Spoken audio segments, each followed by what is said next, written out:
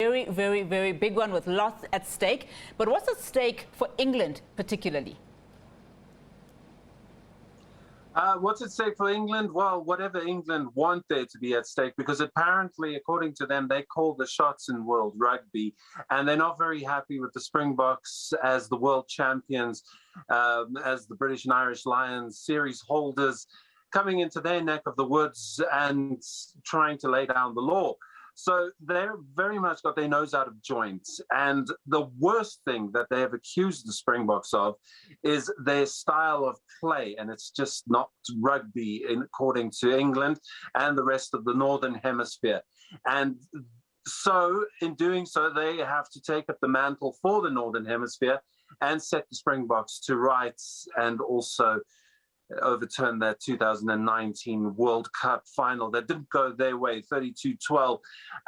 We don't speak of that. No, of course we do. England just really, really taking it to the nth degree and riling up the Springboks. And I think that's not a very good thing to do, because the Springboks don't need a lot to get G'd up for a match. They've got plenty to feel not great about, and they're going to take their frustrations out on England because it's the last match of the season as well. Simon, of course, we can't not talk about this. What has this fixture, why has it turned nasty in a way? Just talk to us about all these press conferences that are happening, Rassie Erasmus, and all of these leading up to today or tonight. Well, I mean, my take on this is they're dissecting history. It's ancient history now. Rassie's got his sanction. I don't think it's the worst thing that has ever happened. But the fact is, it was job done. It was job done in the second week of the Test series against the British and Irish Lions. Rassie Erasmus got inside the head of the British and Irish Lions. He got inside the head of the referee And I also think this has not been partisan. This is just cause, because if he hadn't have done that, the referee was running rampant. The coach of the British and Irish Lions, Warren Gatland, was already trying to get in the head of the officials himself, and Rassie could take no more. Being an analyst like he is, he just seen too much. So there was a video that leaked of him going through, running the full gambit of what happened. Now, that's what's at stake. Everybody in the Northern Hemisphere has their noses out of joint about that, about Rassie Erasmus suddenly calling the shots. And World Rugby then, in the week of the England test, the final test of the year, comes up with the sanction for Erasmus, which is not bad at all, although they will appeal, because why not? You have that at your disposal. And SA Rugby as well also handed sanctions.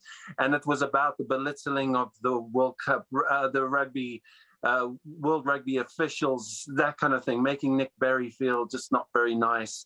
But they didn't really think about what happened to Siya Kolisi and how he was didn't feel nice about dealing with the referee. And when he said his part, SA Rugby got a sanction for that. So there's a lot of things at play, but that's all ancient history. And the Northern Hemisphere has gone to great pains to dredge it all up again in order to find an angle as to why the Springboks are just not serving the game anymore very well, and their style of play and the way they win and what they do to win. You can't read too much into it. They're going to get into your head. They were trying in the British and Irish Lions series, and now again on their turf at Twickenham, they're trying again. This is his experienced Springbok team. They've been through it all. Siya Kolisi, he's as cool as a cucumber.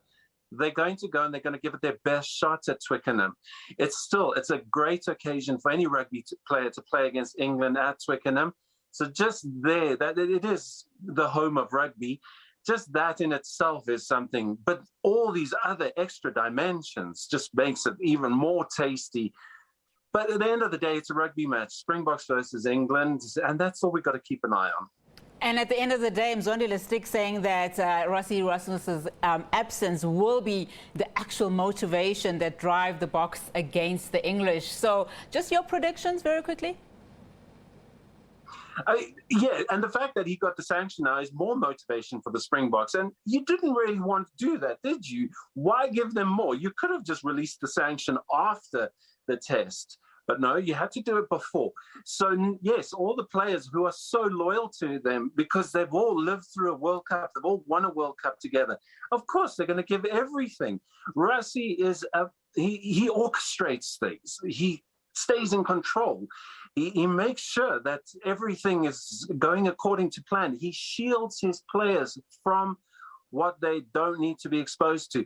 And given that, because the players haven't had to be roped in to any of these sideshows, and because the coaching staff makes sure that they are protected and they're in a bubble, which is what the best managers and coaches do in football, in rugby, in every sport, I'm going to give it to the Springboks against the English. I say that the Springboks are going to edge England, and it's going to be a good game of rugby. It's going to be an almighty tussle.